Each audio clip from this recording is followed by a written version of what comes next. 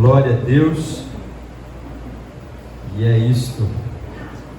Essa semana nós fomos ali buscar os tatames que vieram de São Paulo, e a graça de Deus nos favoreceu para que isso tudo acontecesse.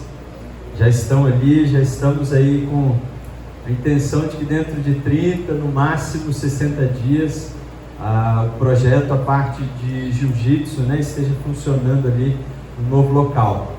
Você que é da área da elétrica, eletricista de formação ou de curiosidade, nos procure, porque a gente precisa preparar essa área, essa parte, os materiais já estão comprados. Existe um projeto elétrico que foi desenvolvido ali para o ambiente, por uma pessoa formada, mas ele não está podendo, em função do nascimento do filho, um amigo, um irmão lá de Muniz Freire, uma ovelha de lá, veio estar em Rio Novo do Sul, mas como a filha nasceu agora, ele não vai poder executar. Então você que pode, nos procure aí no final do culto para a gente acelerar esse processo, em nome de Jesus. O pessoal do Ministério de Estacionamento está precisando de voluntários, então você que é homem e pode estar disposto a servir, procure o Léo Soares e dê-lhe o seu nome para que faça uma escala, para que pelo menos um domingo no mês você venha ali se dedicar, cuidando do carro dos irmãos, estando atento a essa movimentação que acontece enquanto nós estamos aqui. Amém? Sim, no dia 17 e 18 de março, nós vamos estar indo lá em Vila Velha, em Santa Mônica, na Igreja Connect. Pastor Isaac é aquele grande homem de Deus, que esteve pregando aqui, lá de Minas, mas já morando em Vila Velha, pastoreando ali a Igreja Connect, e vai estar fazendo aniversário da igreja no dia 17, 18, sexta e sábado. Então você que quer ir, nós estamos mobilizando o ônibus para que todo mundo venha aí junto, voltar, e haja aí acomodação para todos. Já tem 40 pessoas inscritas, vamos assim dizer. Então você que quer ir, procure o Léo também para que isso tudo venha acontecer o quanto antes. Abra sua Bíblia na segunda carta de Paulo aos Coríntios, no capítulo 8.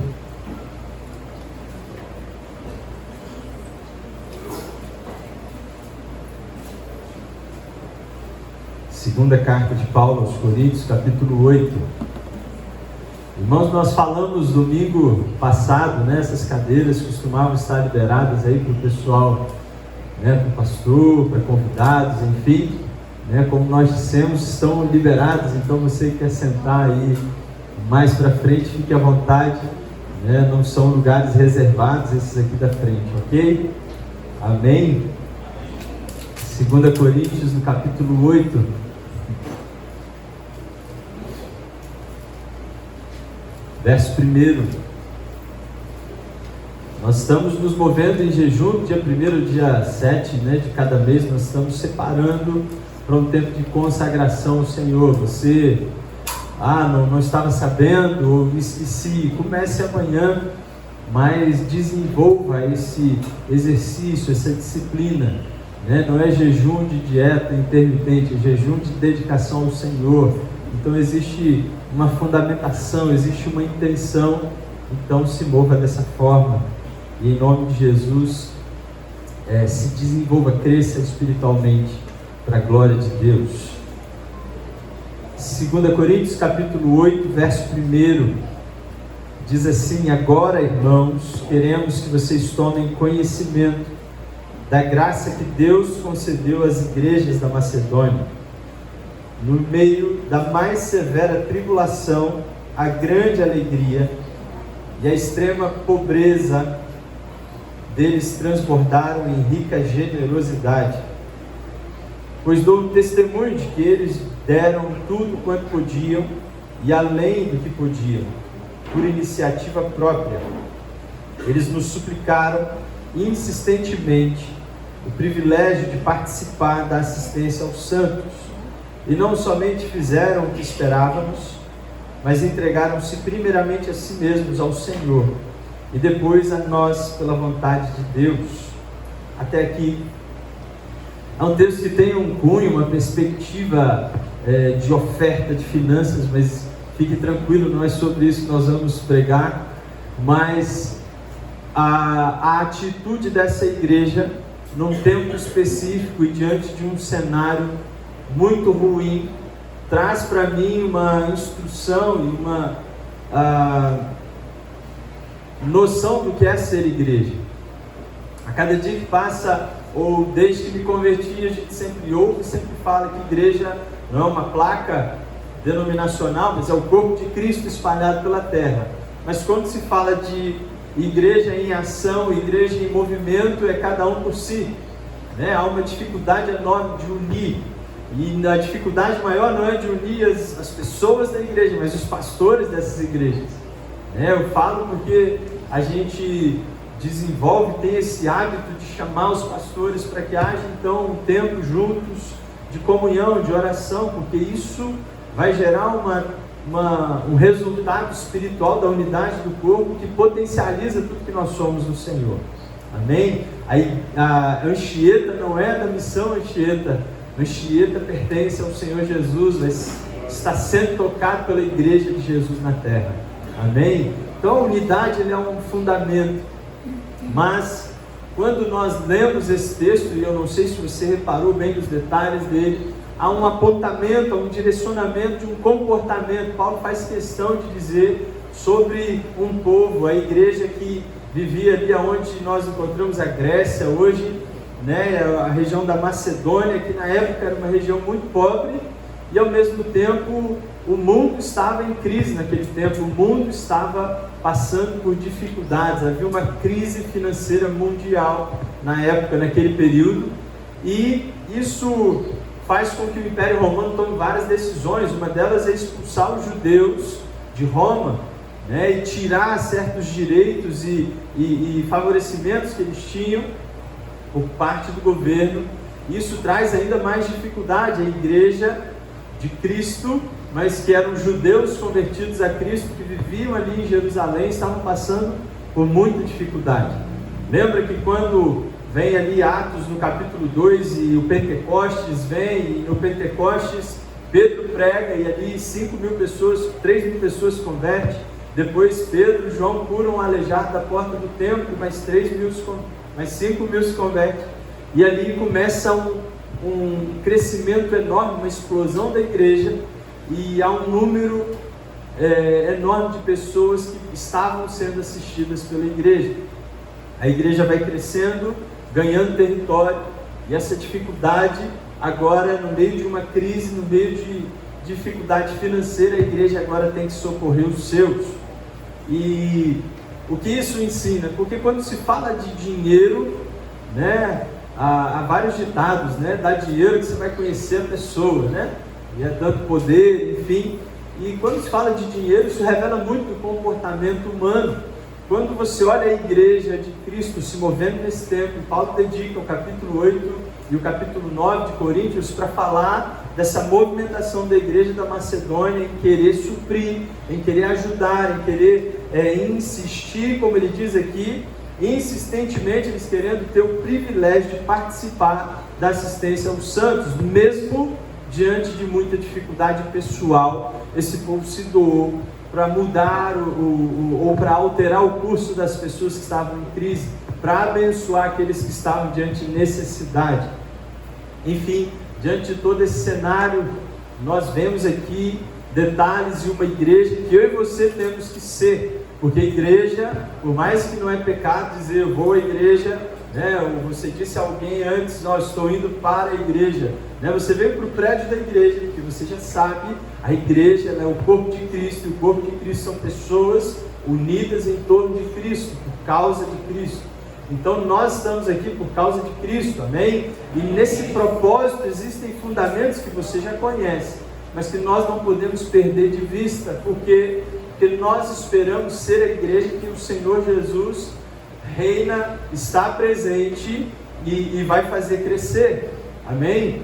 Está fazendo crescer. Nós queremos zelar pela palavra e ser a coluna e baluarte da verdade, ou seja, aqueles que sustentam, proclamam e anunciam a verdade da palavra de Deus.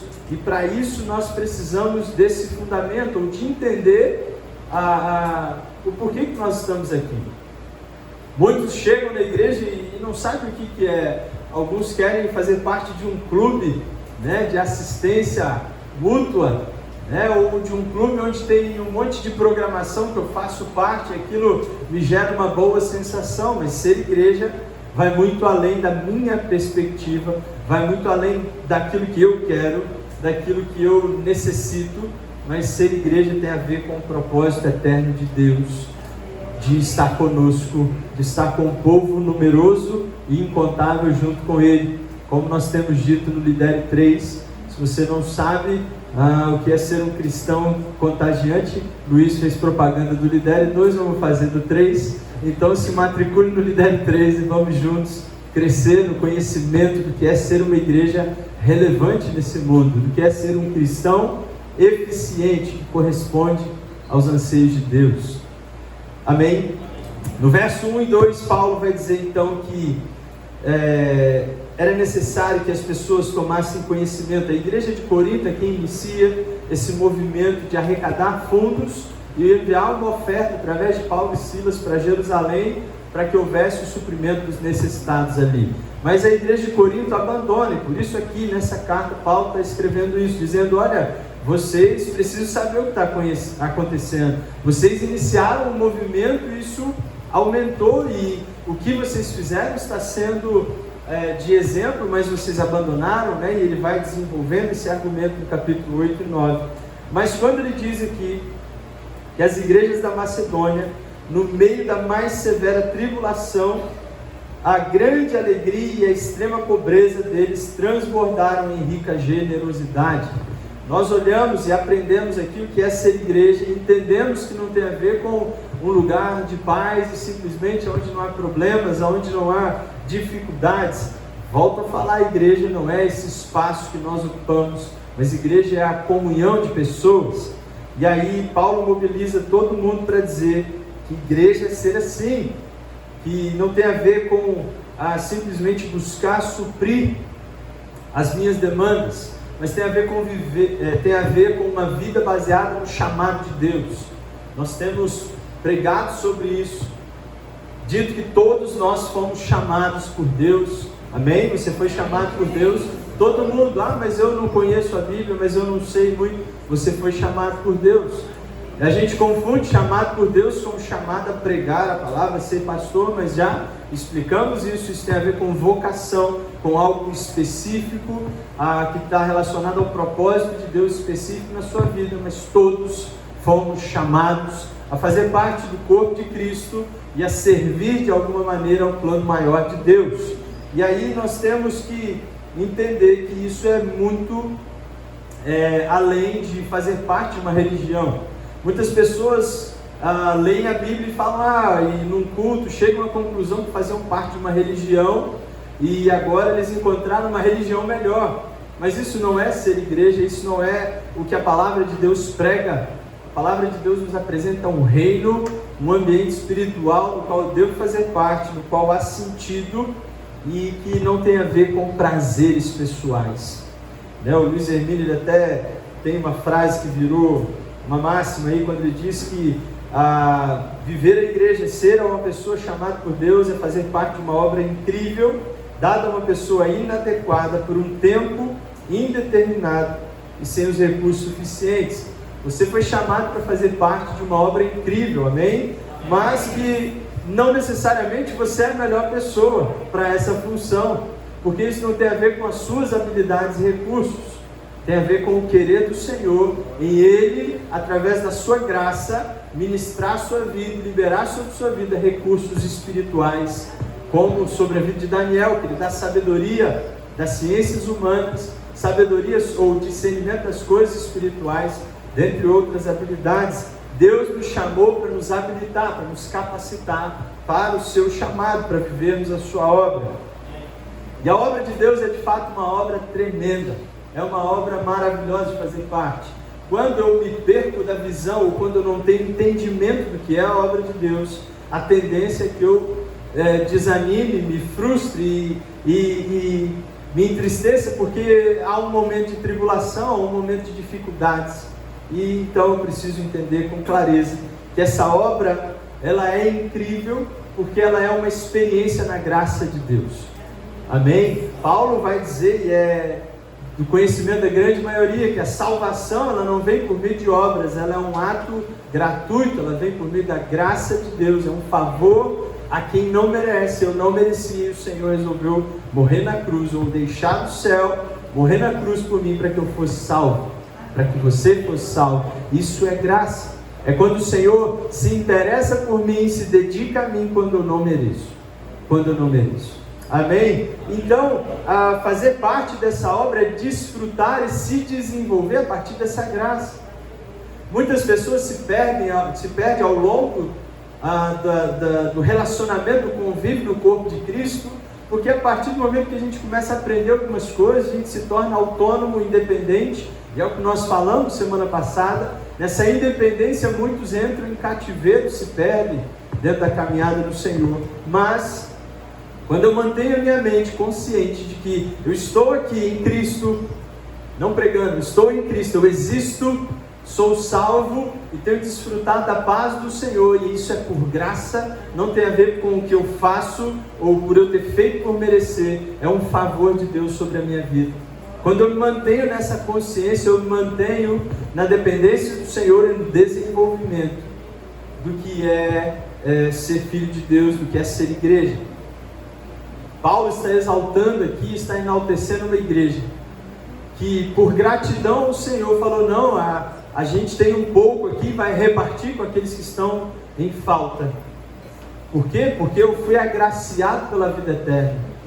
Porque me importa servir ao plano maior de Deus, que é ajudar o corpo de Cristo na terra. Então a graça de Deus, ela me tira de vários lugares de mesquinhez, de egoísmo, de orgulho. Muitos homens de Deus, muitas mulheres de Deus perecem, caem à semelhança de de Saul, que se perde por causa desse orgulho, dessa independência, por achar que era autônomo e não entender que ele só era um rei porque da graça de Deus, e deixar de entender que ele só estava naquele lugar e havia uma palavra de vitória sobre ele e o exército de Deus, porque Deus havia decidido. Tudo que nós somos e temos vem em favor do Senhor. Se você não vive dessa forma, se os seus dias não te levam a entrar nesse nível de dependência, você vai viver sempre na força do seu braço. Você vai viver sempre indo e vindo em crises, porque a tendência é você assumir um lugar de controle e não um lugar de alguém que vive no favor do Senhor. Você pode viver com as suas riquezas, e elas são limitadas. Ou você pode viver com o dono de tudo que há no mundo, o Criador dos céus e da terra. E aí é uma escolha. Ser cristão, ser igreja, é viver no favor do Senhor.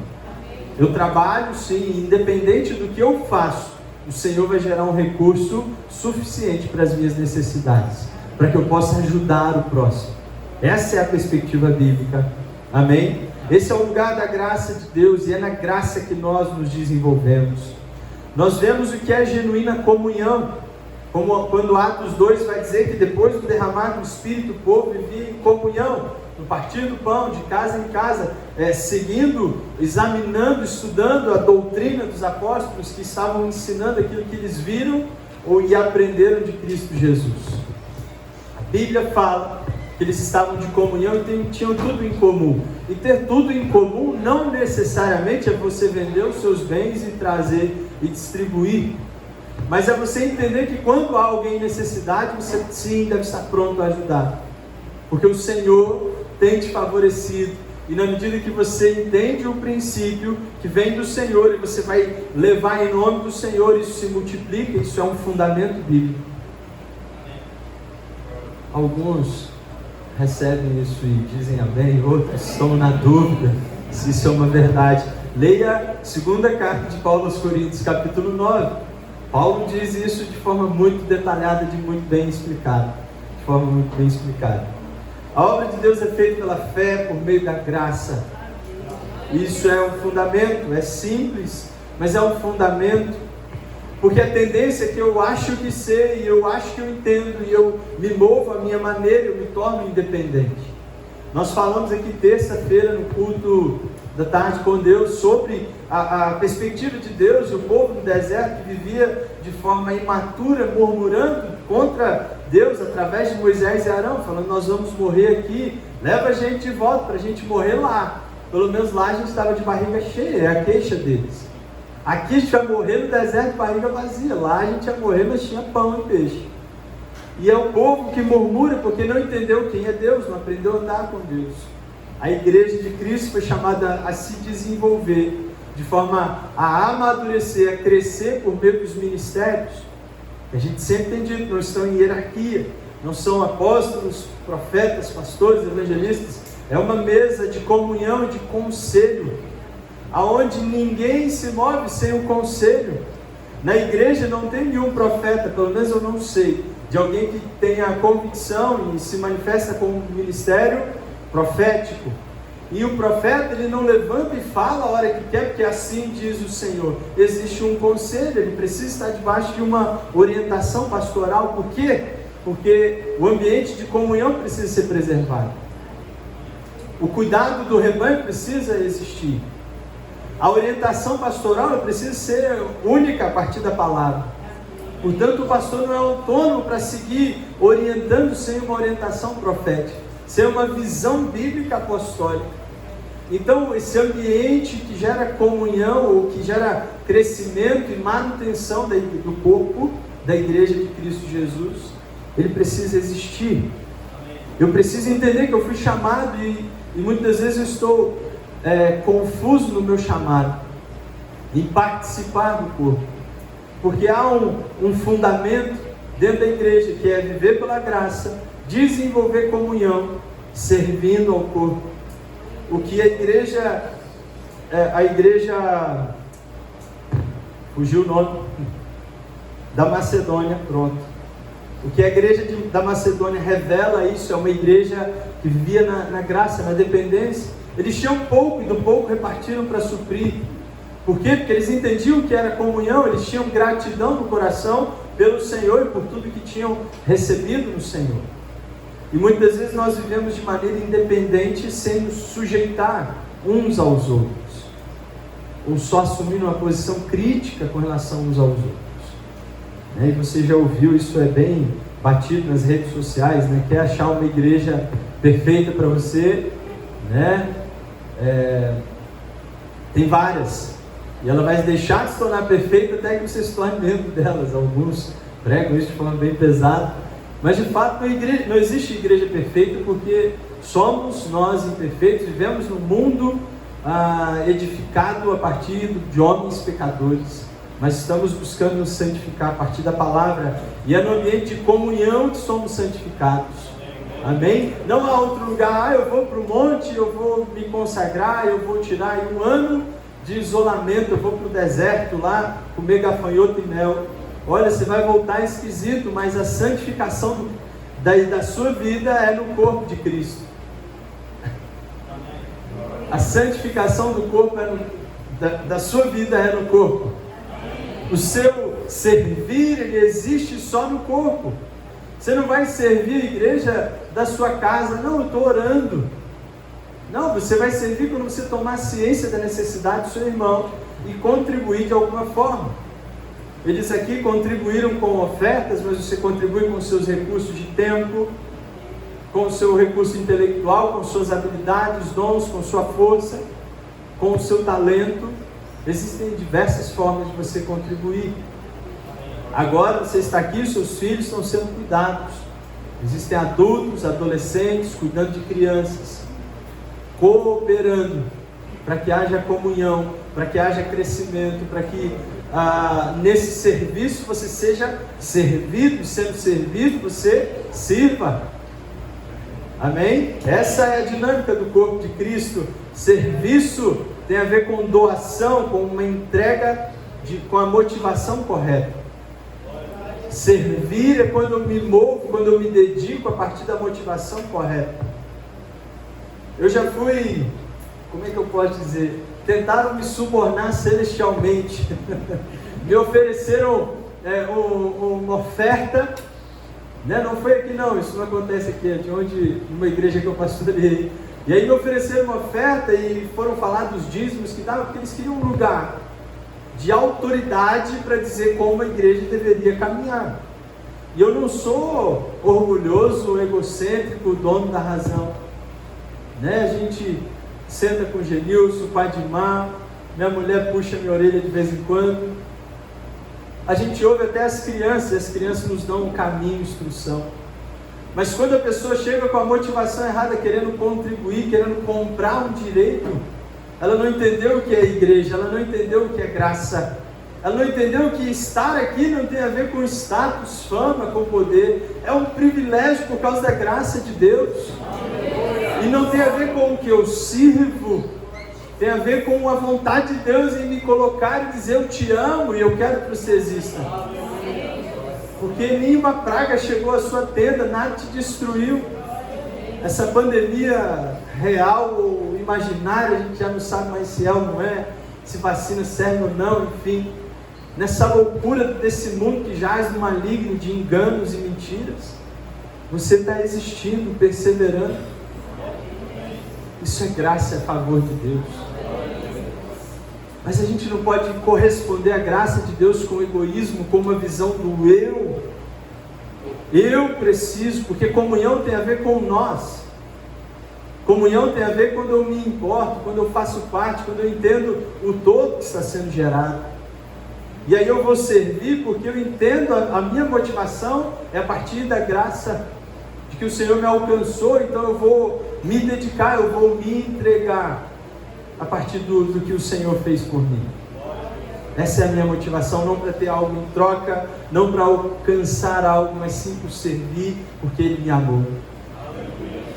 Isso é romântico no texto, mas na prática existe o exercício do amor, porque eu vou com a motivação correta servir, mas volta e meia encontro pessoas que não estão com a motivação correta, que não entenderam o que é comunhão. Isso vai gerar atrito. Mas nesse atrito o amor de Deus une, o amor de Deus vence, o amor de Deus supera e coopera para que haja um só corpo, num só espírito, num só propósito. Amém?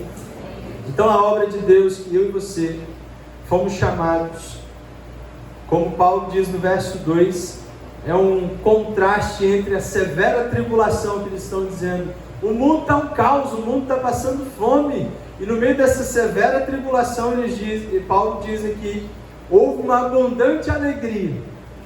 Uma alegria extrema de quê? De fazer com que, em meio a essa pobreza extrema da igreja, surge então um fruto, uma generosa riqueza, que não tem a ver com quantidade, mas tem a ver com a consciência da realidade espiritual.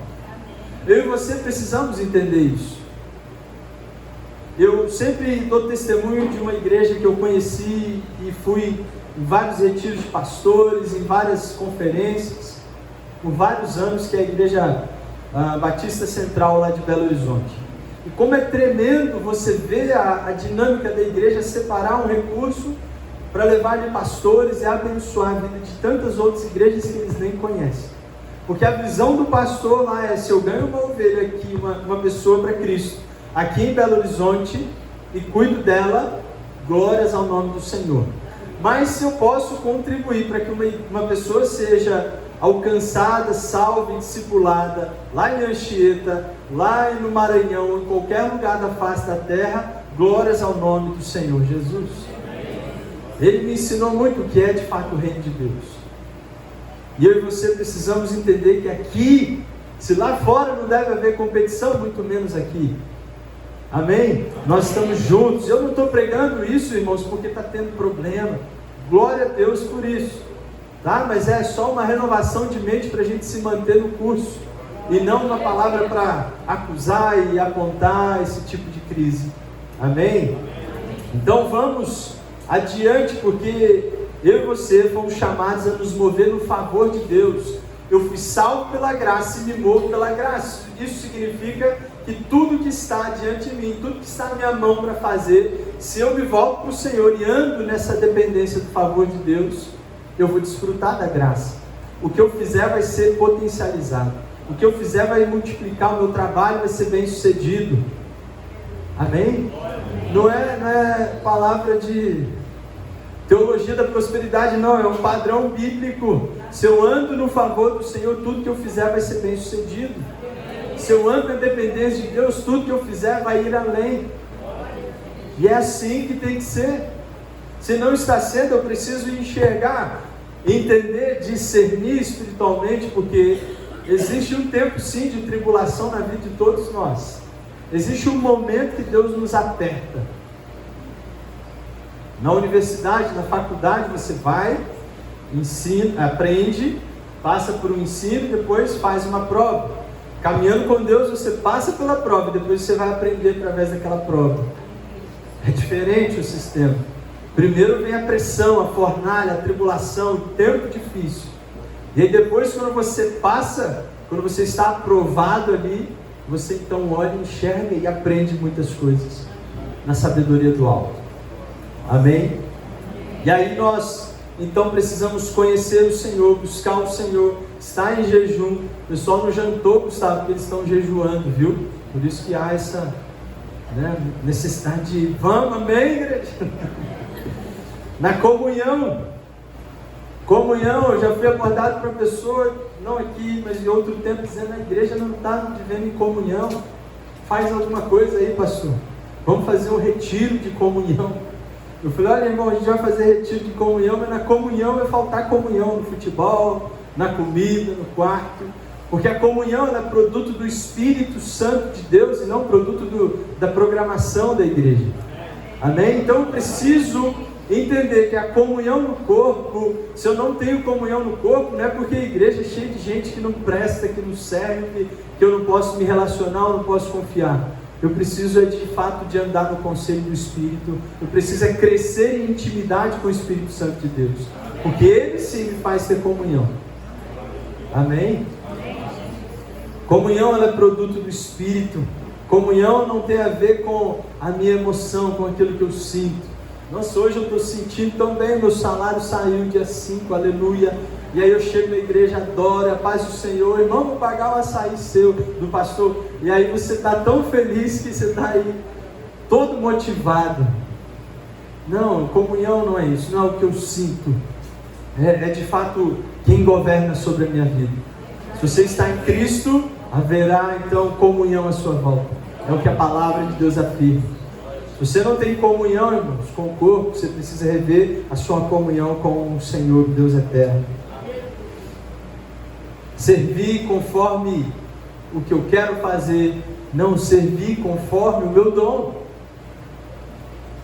Se eu fui salvo pela graça e existo por causa de um propósito, se eu estou chamado e sendo nutrido pelo Espírito Santo, a comunhão, eu preciso entender que há um dom, há um respaldo do céu, uma habilitação de Deus sobre a minha vida, para que eu venha servir o meu irmão. Lembra? Com a motivação correta. E dom, a gente acha que dom é só falar em línguas, profetizar. Mas não, o dom de Deus, a Bíblia diz que é dom de acolher, de acolhimento, dom de liderança. Tem pessoas que têm o dom de servir.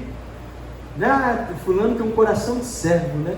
Não, todo mundo tem que ter um coração de servo. O pastor, o que profetiza, o que serve as crianças, todo mundo tem que ter um coração de servo, porque Jesus nos ensinou isso, que quer ser grande no reino de Deus, vai servir. Esse é o padrão do serviço. Mas eu me movo a partir de algo que o Espírito de Deus libera sobre a minha vida, por causa da necessidade de crescimento do corpo. Se você lidera, faz com excelência. Romanos 12, Paulo vai trazer dons, Coríntios, enfim, há uma série de dons espalhados pela Bíblia que trazem noção, porque nem todo dom ele é místico. Nem todo dom tem a ver com levanta e anda, ou eis que assim diz o Senhor. Mas existem os dons que cooperam. A minha perspectiva, o meu início é a partir da graça de Deus. A forma de eu desfrutar da graça de Deus é na comunhão. A forma de eu desenvolver a graça de Deus é a partir da comunhão do corpo, que é gerada pelo Espírito.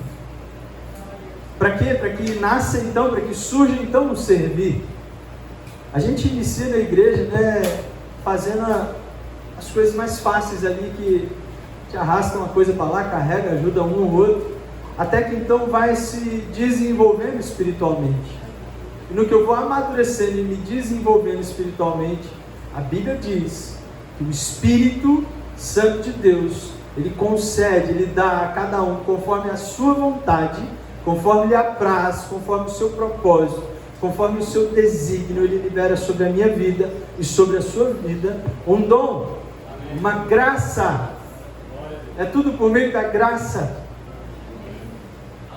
E Ele me agracia, então Ele me traz algo, uma habilidade, que pode sim ser sobrenatural, mas nem sempre é só sobrenatural. Existe um dom que eu nunca vi ninguém orando, pedindo: Senhor, e a Bíblia diz que você deve buscar os melhores dons, mas eu nunca vi ninguém orando dizendo: Senhor, me dá o dom de liberalidade. Eu vou traduzir: liberalidade é o dom de contribuir, é o dom de semear na vida dos outros. Nessas horas, né, ninguém glorifica e fala: Senhor, derrama sobre a minha vida. Mas é porque eu não entendo muitas vezes isso. Eu acho que dar vai fazer falta, quando na verdade o dom de liberalidade Deus dá sobre aquele que tem, e vai ter ainda mais para dar. O dom de liberalidade está sobre aqueles que entenderam que há um dom, uma capacidade sobre ele para servir o corpo. E eles vão servir o corpo com finanças.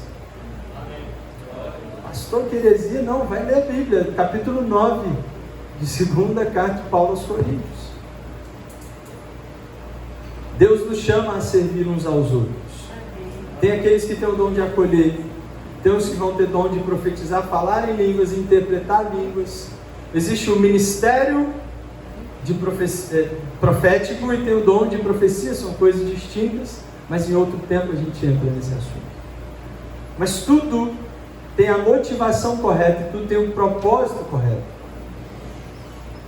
Por isso que a Bíblia até diz: olha, você precisa julgar em que espírito as coisas estão acontecendo à sua volta. Você não julga o profeta simplesmente, você julga o espírito, a motivação espiritual. Eu estou até lendo um livro sobre essa perspectiva. A gente precisa entender que no corpo de Cristo o propósito é edificar, fazer crescer.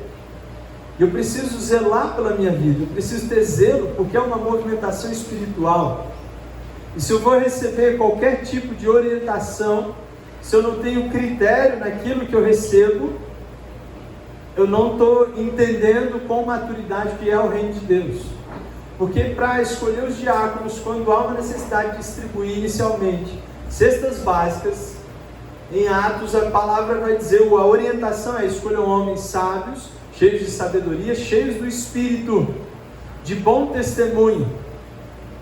Para quê? Para distribuir cestas básicas. Olha como há critério para que pessoas se posicionem diante de Deus para corresponder aos anseios de Deus. E aí, se você não tem critério sobre as pessoas que oram ou ministram sobre sua cabeça, sobre as pessoas que te influenciam, você precisa abrir os seus olhos. Porque existem pessoas que estão sendo conduzidas há anos debaixo de manipulação, por pessoas com um espírito errado, o espírito de Mamon. Irmãos, eu aluguei uma casa uma vez quando era corretor, há pouco tempo atrás, uns 20 anos atrás. E ali foi uma mulher, eu não vou falar, é óbvio que ela era pastora, mas ela vinha, ficou confusa, era essa a função. E ela alugou uma casa lá, o escritório era lá na Praia da Costa e o imóvel era lá no Morro do Moreno, uma casa de 3 andares, campo, enfim, um negócio de doido. Deus me livre quem dera.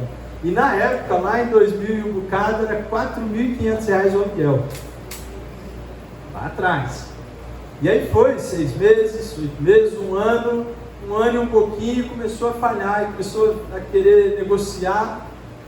Enfim, começou a virar um problema, notificamos, pedimos a casa, com muito custo, uma ação extrajudicial para receber o aluguel. E aí depois começou a ir gente lá no escritório, porque descobriram que a gente administrava esse imóvel. Para dizer, não, essa mulher orava comigo todos os dias.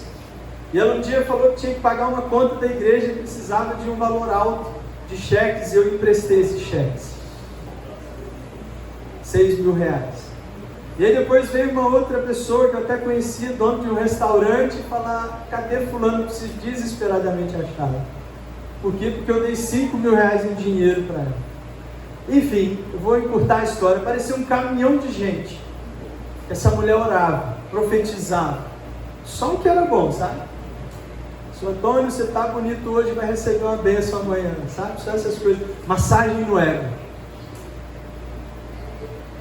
A igreja ela precisa estar em comunhão para que ela conheça uns aos outros. A igreja precisa entender o que é servir com maturidade, com responsabilidade, porque isso traz consequência. Um escândalo, a Bíblia diz que é melhor amarrar uma corda no pescoço e se jogar no fundo do mar do que causar um escândalo. Portanto, eu me posicionar em serviço, a servir no corpo, exige um temor, existe um zelo, que eu e você precisamos ter para que a comunhão seja mantida, para que a igreja cresça e se desenvolva. Amém? Então não é uma religiosidade, não é tirar o crédito dele, não é dizer, ir para um outro extremo, dizer não tem que ter dons ou ninguém se mover dessa forma. Não, nós procuramos o equilíbrio do Espírito Santo de Deus, que a palavra diz que ele gera.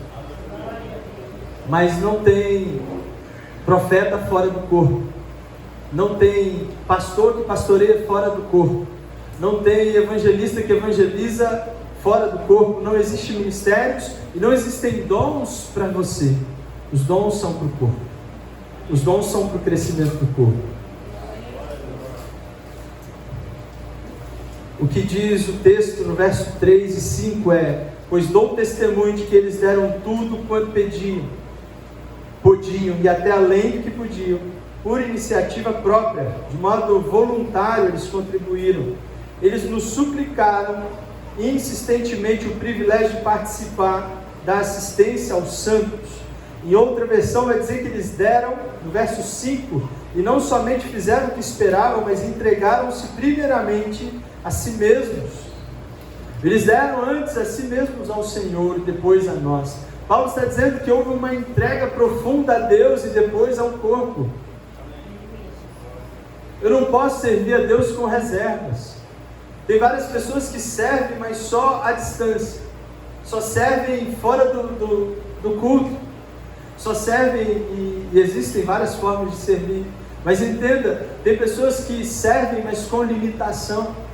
Com argumentos de que não quero que ninguém saiba, que não quero que ninguém veja. Não, você precisa fazer parte. Você quer servir, você precisa se entregar plenamente. Porque há um dom sobre sua vida.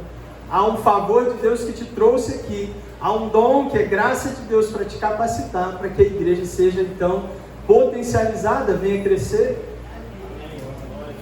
E às vezes o que você tem é uma sabedoria específica sobre uma área específica que você vai poder pegar e desenvolver. A gente não pode aqui apontar os erros e se tornar indiferente. A gente sempre tem dito, olha, casamento, um dos maiores motivos do porquê de casamentos acabarem é a falta de noção financeira, a falta de administração financeira. Tá bom? Tá bom. E o que você faz? Nada, eu vou sair daqui e vou procurar um lanche.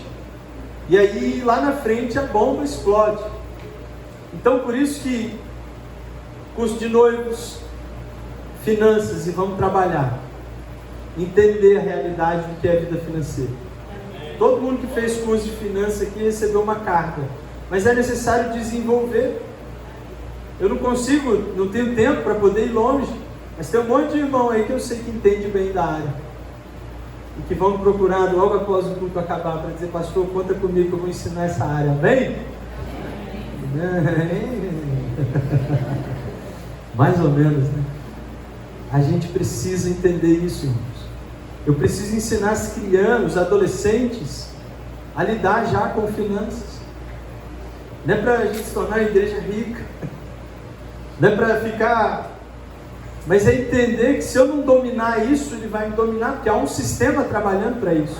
Ou você serve a Deus, ou você serve a Mamon.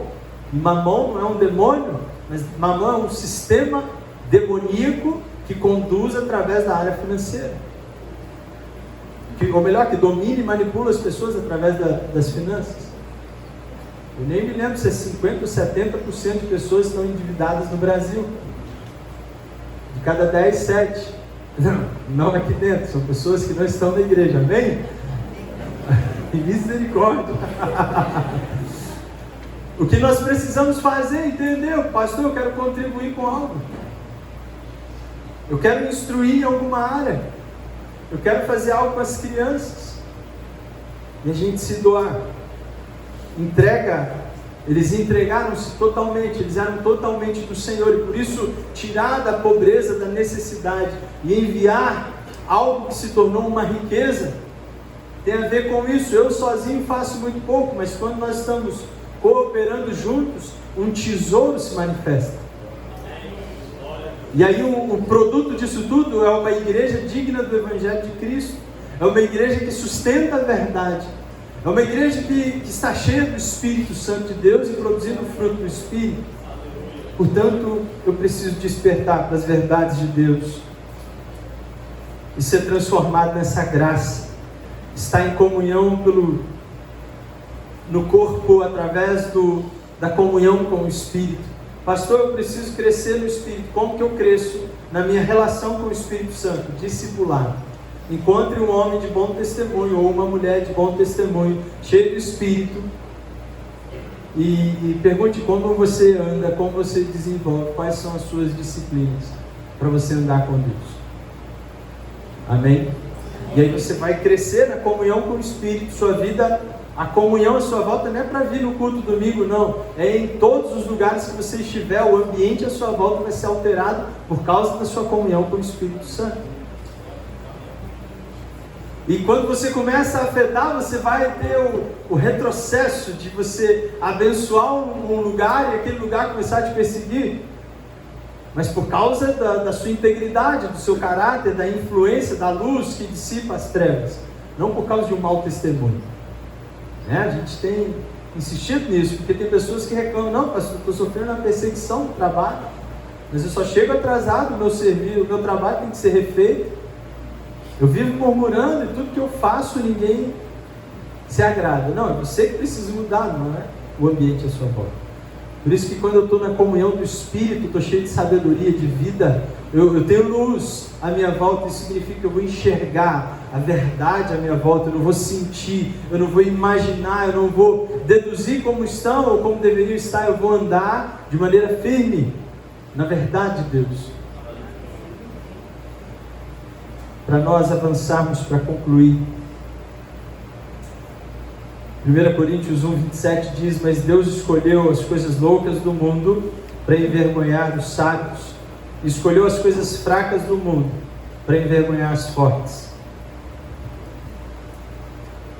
Deus não escolheu ninguém porque era perfeito, só o pastor. Deus não escolheu ninguém porque era bom, porque tinha algo, sabe? Não, eu preciso de você, meu filho. Não, eu te criei e agora você se tornou isso aí. Eu preciso refazer esse vaso para que ele então se torne algo que vai carregar os meus tesouros. O que há de bom em mim? Nada. Para ficar bonitinho, você é uma Tupperware celestial. Só para dizer que não é bom, é outro nível. Mas você é simplesmente um vaso que o Senhor põe tesouro, utilidade, riqueza. De onde vem todo o seu potencial do Senhor? Para que você serve? Para a causa de Deus. Se você está fora disso, você está sendo quebrado, você está rachado e toda a riqueza está se esvaindo, está sendo perdida. C.S. Lewis diz: dê-me tudo. Não quero um pouquinho do seu tempo, ou tanto do seu dinheiro, ou do seu trabalho. Eu quero você. Ele diz: eu não vim atormentar o seu eu natural, eu vim matá-lo. Nenhuma meia medida é boa para o Senhor. Deus quer de mim, de você, uma entrega total. Entregue tudo. Abra mão de tudo. Perca o controle da sua vida para Deus. Todas as áreas da sua vida vão entrar em equilíbrio. Tudo que está em desequilíbrio na nossa vida é porque falta capacidade de gerir. E eu estou autônomo nessa área. Área emocional, sentimental. Não dá para ter, como a mulher samaritana, 6 casamentos e botar a culpa neles. Eu preciso de encontro com Cristo para dizer a verdade, profetizar a verdade, anunciar a verdade. E não entendo a profecia como uma revelação de algo que eu não sei, mas a profecia como exortação, instrução, correção. Para quê? Para eu andar nos caminhos do Senhor. Esse é o ministério profético. E ela encontra um profeta, ela fala: eu encontrei um profeta, ele é o Messias. E ele trouxe ordem para o meu caos. Eu preciso de ordem na minha vida. E só vai haver isso se tudo que eu tenho e sou estiver entregue ao Senhor. Eu não sirvo a Deus como eu quero. Eu sirvo a Deus com todo o meu coração, com toda a minha alma, força e entendimento. Eu entrego tudo a Ele. Ele diz, colocando sobre mim um dom do Espírito, uma habilidade, um ministério, uma instrução, dizendo: você vai se mover dessa forma. Mas isso tudo inicia quando eu tenho a motivação correta. Que tudo veio, tudo aconteceu a partir da graça de Deus, e tudo se desenvolve por meio da graça de Deus. Um favor que eu não mereço, mas que está à disposição da minha vida. Por quê? Porque Ele me ama, e esse é o corpo dEle, e Ele zela pelo seu corpo. Vamos orar ao Senhor. Se coloque de pé.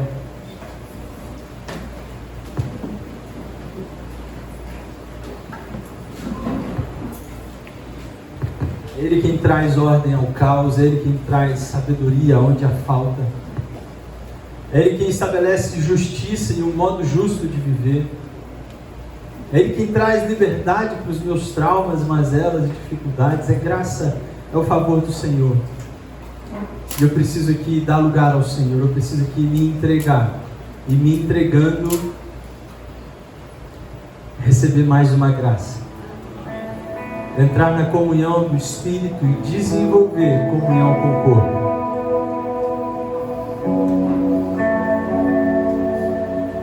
Feche os seus olhos. Volte-se para o Senhor nessa hora.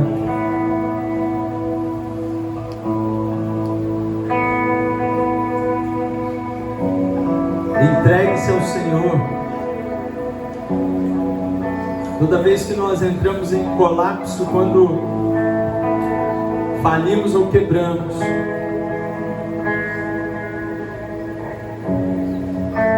é porque não tivemos paciência de esperar o agir do Senhor. Saul perdeu tudo, o dom chamado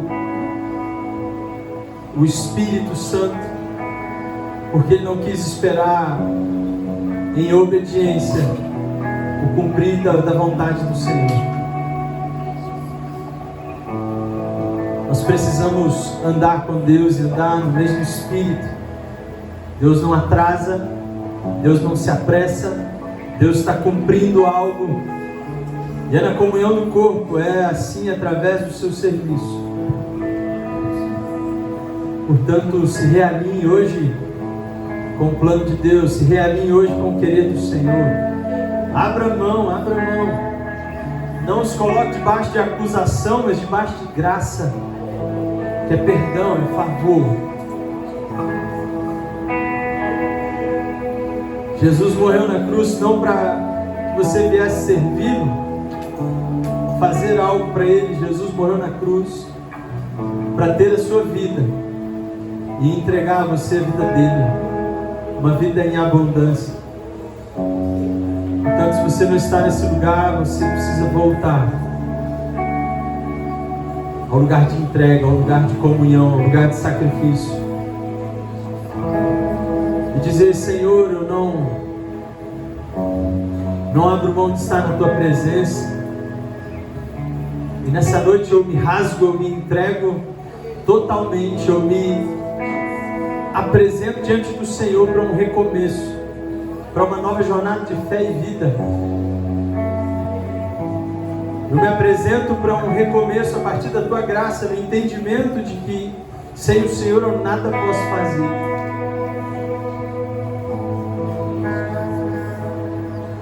Que o Evangelho de Cristo é segundo Cristo e para a glória de Cristo Jesus.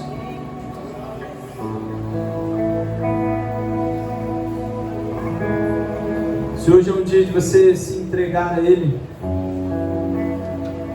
eu te convido a vir diante do altar do Senhor para nós orarmos juntos.